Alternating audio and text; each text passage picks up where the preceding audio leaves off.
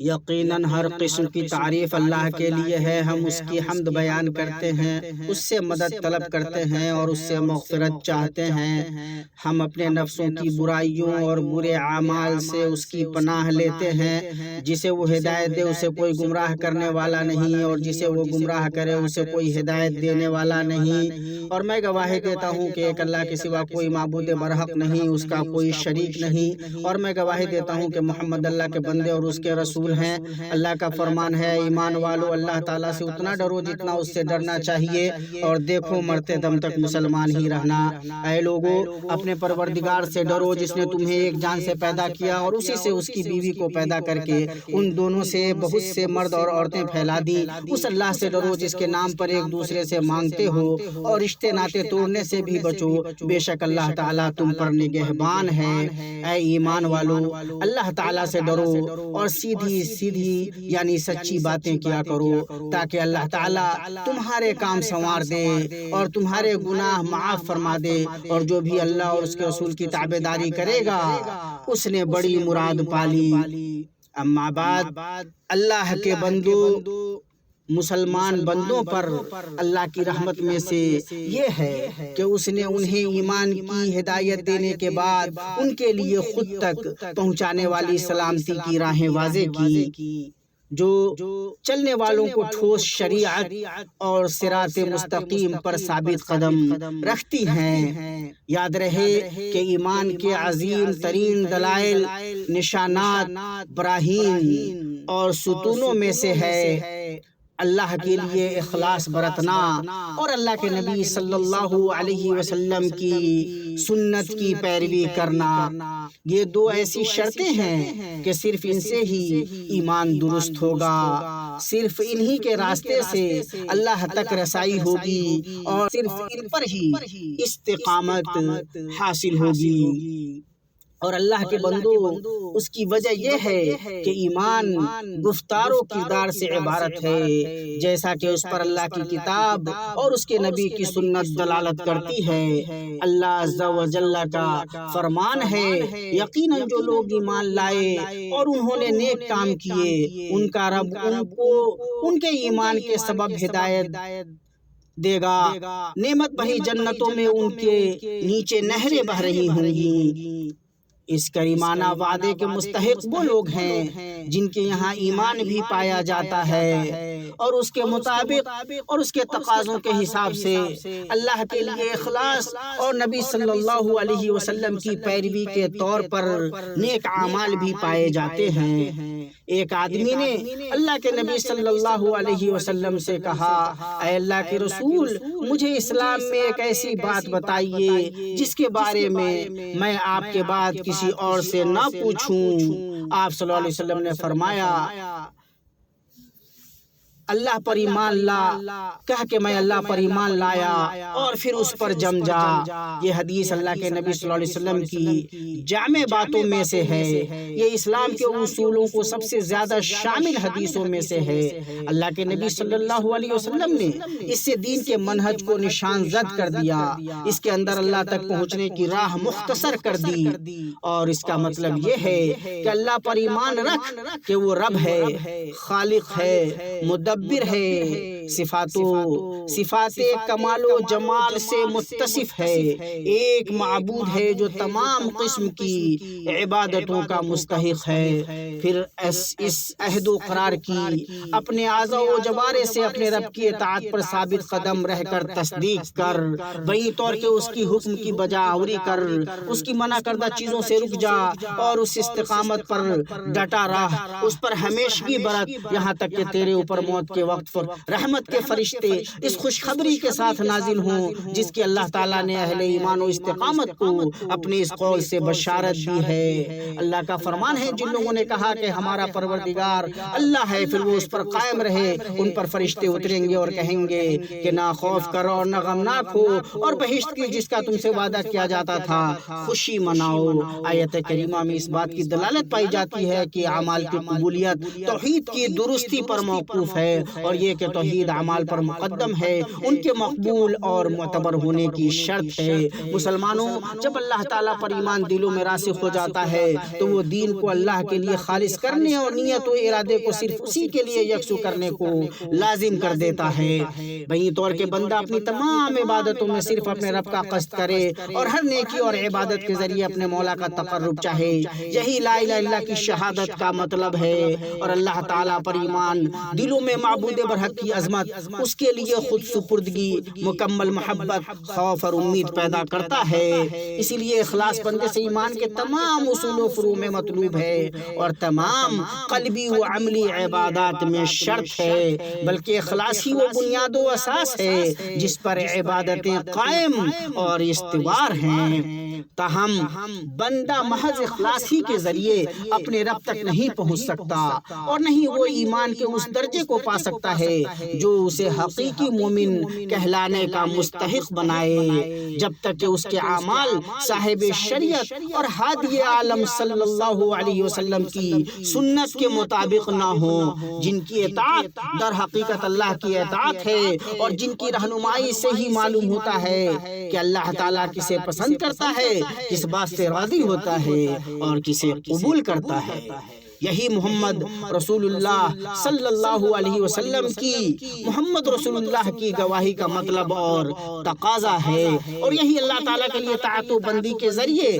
فرما برداری کی تصدیق ہے۔ یہی اسلام کی اصل تفسیر ہے، کیونکہ اسلام دراصل نام ہے توحید کے ساتھ اللہ کا فرما بردار بنا جائے، طاعت کے ساتھ سر تسلیم خم کیا جائے، شرک سے پاک و صاف ہوا جائے، جیسا کہ حق تبارک و تعالیٰ کا فرمان اس پر شاہد ہے، جس نے رسول کی اطاعت کی اس نے یقیناً اللہ کی اطاعت کی۔ اور اللہ عز و جل نے فرمایا، کہہ دو اگر تم اللہ سے محبت کرتے ہو تو میرا اتباع کرو، اللہ تم سے محبت کرے گا اور تمہارے گناہوں کو معاف کر دے گا۔ امام اوزاعی رحمہ اللہ نے کہا، ایمان درست نہیں ہو سکتا جب تک کہ اس کے ساتھ قول نہ ہو، اور ایمان اور قول دونوں درست نہیں ہو سکتے جب تک کہ ان کے ساتھ عمل نہ ہو، اور ایمان، قول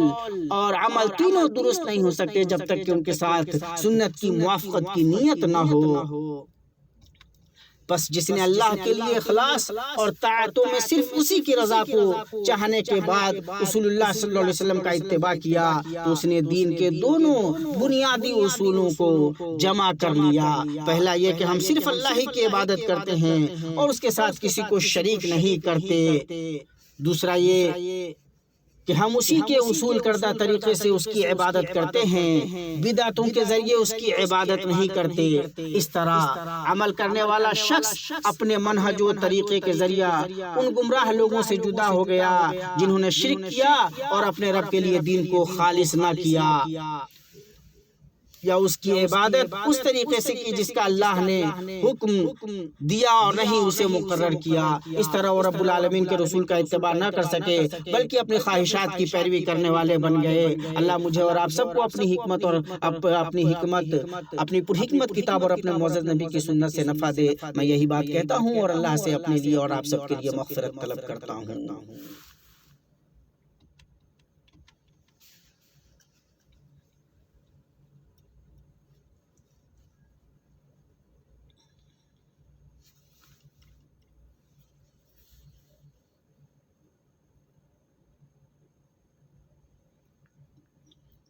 تمام تعریف اللہ کے لیے ہے جس نے حکم دیا کہ ہم صرف اسی کی عبادت کریں، اور درود و سلام ہو محمد پر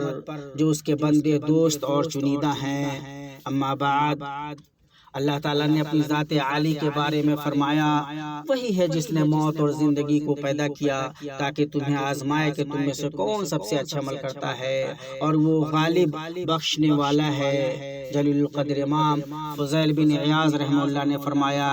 یعنی عمل سب سے زیادہ خالص اور درست ہو۔ اگر عمل درست ہو مگر خالص نہ ہو تو قبول نہ ہوگا، یہاں تک کہ وہ خالص اور درست دونوں ہو جائے۔ اور خالص وہ عمل ہے جو صرف اللہ کے لیے ہو، اور درست وہ ہے جو رسول اللہ صلی اللہ علیہ وسلم کی سنت کے مطابق ہو، ان کی بات ختم ہوئی۔ شیخ الاسلام ابن تیمیہ رحمہ اللہ فرماتے ہیں محمد صلی اللہ علیہ وسلم کے صحابہ کا طریقہ یہ تھا کہ وہ نبی صلی اللہ علیہ وسلم کے حکم کے مطابق صرف ایک اللہ کی عبادت کرتے تھے۔ چنانچہ ان کے نزدیک حلال وہ تھا جسے نبی نے حلال بتایا، اور حرام وہ تھا جسے نبی نے حرام قرار دیا۔ دین وہی تھا جسے آپ صلی اللہ علیہ وسلم نے مقرر کیا۔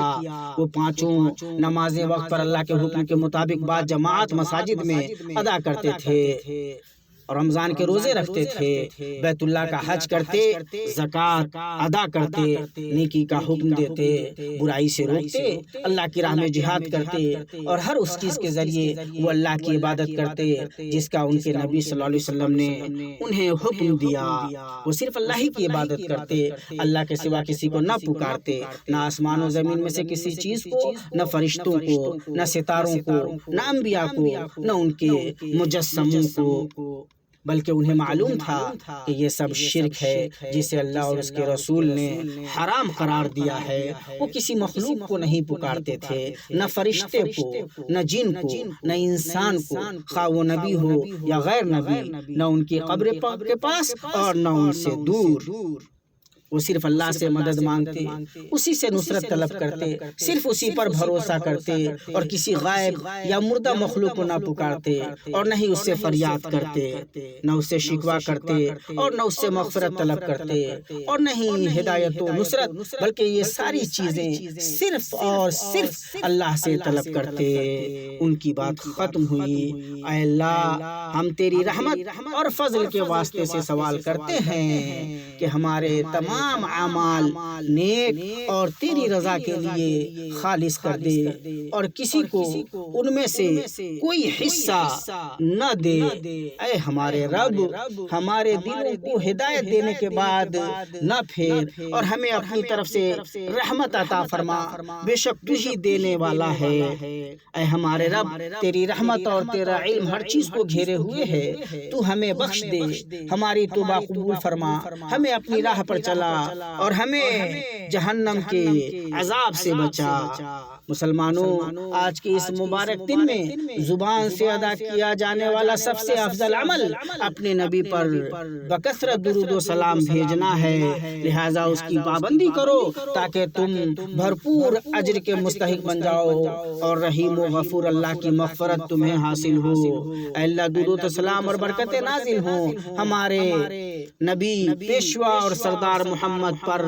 اتنی بار جتنی بار ذکر کرنے والے آپ کو یاد کریں، اور جتنی بار غافل لوگ آپ سے غافل رہیں۔ اے اللہ، نبی کے چاروں خلفائے راشدین ابو بکر، عمر، عثمان اور علی سے راضی ہو، جو کہ سنت رسول پر چلنے والے تھے، اور تمام صحابہ کرام اور تابعین سے بھی راضی ہو جا، اور ان لوگوں سے بھی جو قیامت تک ان کی اچھی طرح پیروی کریں، اور اپنے فضل و احسان کے ان کے ساتھ ہم سے بھی راضی ہو جا یا ارحم الراحمین۔ اے اللہ، اسلام اور مسلمانوں کو غلبہ عطا فرما۔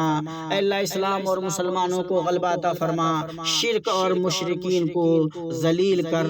تیرے اور تیرے دین کے دشمنوں کو تباہ و برباد کر، اور اپنے مومن بندوں کی مدد فرمائے قوی اے عزیز۔ اے اللہ، دنیا بھر میں ہمارے کمزور مسلمان بھائیوں کے ساتھ ہو جا، اے رب العالمین۔ اے اللہ، فلسطین میں صہیونی غاصبوں اور ظالموں پر ان کی مدد فرما۔ اے اللہ، ان کے کمزوروں پر رحم فرما، ان کے بھوکوں کو کھانا کھلا، خوفزدہ کو امن دے، اور ان کے حالات درست کر دے۔ اے اللہ، ان کا اپنی طرف سے کوئی معاون و مددگار متعین کر دے۔ اے اللہ، ہمیں اپنے گھروں اور وطنوں میں امن عطا فرما، ہمارے پیشواؤں اور حکمرانوں کی اصلاح فرما۔ اے اللہ، ہمارے پیشوا خادم حرمین شریفین کو ان چیزوں کی توفیق عطا فرما جو تجھے پسند ہو اور جن سے تو راضی ہو، انہیں نیکی اور تقوی کی راہ پر گامزن رکھ۔ اے اللہ، ان کی اور ان کے ولی عہد کو ان کاموں میں مدد فرما جن میں عوام اور مملکت کی بھلائی ہو۔ اے رب العالمین، پاک ہے ہمارا رب جو عظمت والا ہے ان تمام باتوں سے جو یہ مشرک لوگ بیان کرتے ہیں، اور تمام رسولوں پر سلامتی ہو، اور سبھی تعریف اللہ کے لیے ہیں جو تمام جہانوں کا پالنے والا ہے۔